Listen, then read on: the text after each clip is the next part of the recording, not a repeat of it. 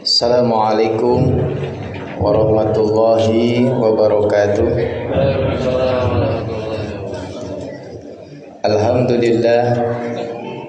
Alhamdulillahi rabbil alamin. Hadana subulas salam wa afhamana bi syari'atin nabiyil karim. Asyhadu an la ilaha illallah wa asyhadu anna muhammadar rasulullah. Allahumma salli ala sayyidina Muhammad wa ala ali sayyidina Muhammad. Rabbana israh lana sudurana wa yassir lana umurana wahlul 'uqdatam min lisanina yafqahu aqwalana. Ya Fatahu ya Alim, ya Fatahu ya Alim, iftah alaina ya Allah futuhal arifin, amma ba'd. Kaum muslimin jamaah salat isya dan tarawih yang dimuliakan Allah, pada kesempatan kali ini kita berada di pekan kedua di bulan Ramadan. Ada hal yang ingin saya tanyakan pada hadirin semuanya. Masih semangatkah kita melaksanakan puasa? Alhamdulillah. Bapak Ibu yang dimuliakan Allah, ada mahfuzat redaksinya sebagai berikut. Wa mal ladzatu illa ba'da ta'bi, katanya.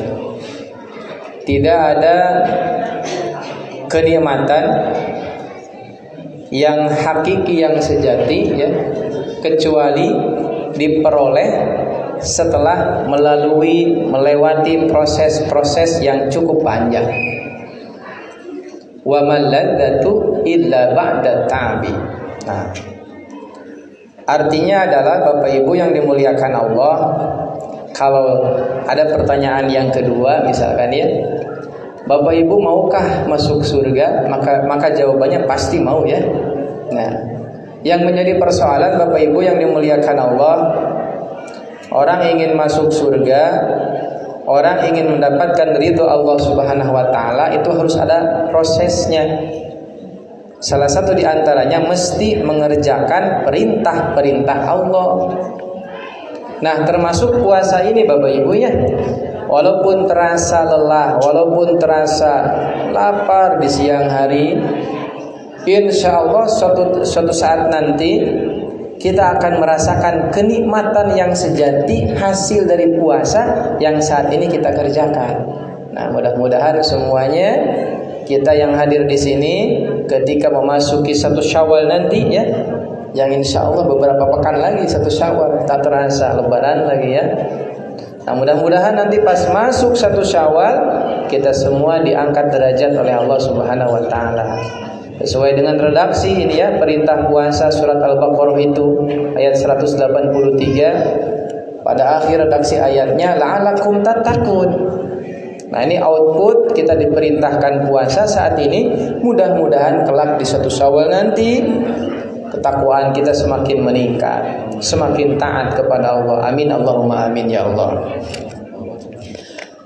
Para hadirin yang dimuliakan Allah, jamaah Masjid Ni'matul Ittihad, ada beberapa pernyataan yang disampaikan, luar biasa nih. Hari ini saya ingin menyampaikan perkataannya Zainul Abidin. Wa qala Zainul Abidin, katanya, ya, Ali ibn Al-Husain radhiyallahu anhuma, apa yang dikatakan oleh beliau, innallaha khobba'a salasan fi salasin. Nah, ini nih, ada 3 poin luar biasa. Kata Zainal Abidin, sesungguhnya Allah Subhanahu wa taala itu menyembunyikan 3 perkara di dalam 3 perkara. Apa saja? Yang pertama, khobba'a ridhahu fi ta'atihi, fala tahkiru min ta'atihi syai'an fala'alla ridhahu fihi.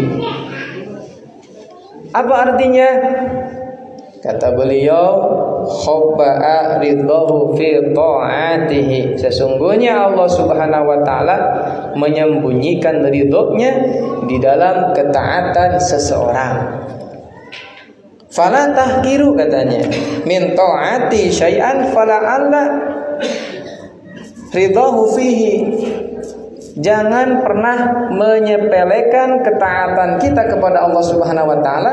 Barangkali dalam berbuat takwa, dalam berbuat taat kita kepada Allah itu walaupun terlihat kecil, ternyata ada ridho Allah di dalamnya. Nah, dulu sempat saya ingat redaksi yang disampaikan oleh Mbah Maimun Zubair. Beliau menyampaikan nasihat kepada para santrinya. Wahai para santri, jangan pernah malu, jangan pernah gengsi untuk menyelamatkan seekor semut yang ada dalam genangan air. Nah, itu kan sepele terlihatnya ya. Kita melihat ada seekor semut misalkan ya. Waduh, ini kasihan kalau dibiarkan dalam genangan air, dalam beberapa waktu ke depan akan mati nih. Kalau diangkat tuh dipindahkan ke tempat yang kering. Sepele terlihatnya ya.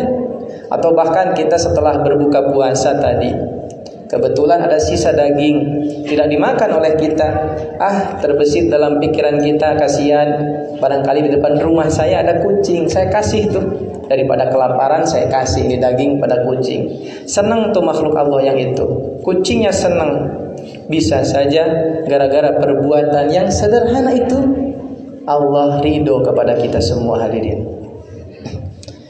Itu yang pertama. Kemudian yang kedua, khaba'a suhtahu fi ma'siyatihi fala tahkiru min ma'siyatihi syai'an fala'alla suhtahu fihi katanya.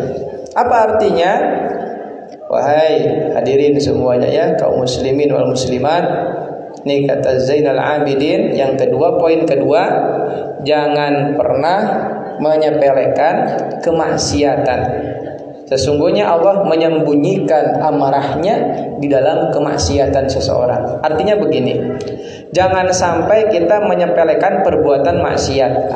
Ini mah kecil, barangkali tidak berpengaruh terhadap saya, barangkali tidak ada efeknya nanti, kayaknya gak bakalan disiksa. Nah, gak boleh begitu. Karena sekecil apapun perbuatan maksiat, malah justru ya, perbuatan maksiat yang kecil itu yang sedang kita lakukan, ternyata malah menimbulkan amarah Allah yang sangat besar. Gitu ya. Nah, ini harus menjadi perhatian buat kita semua.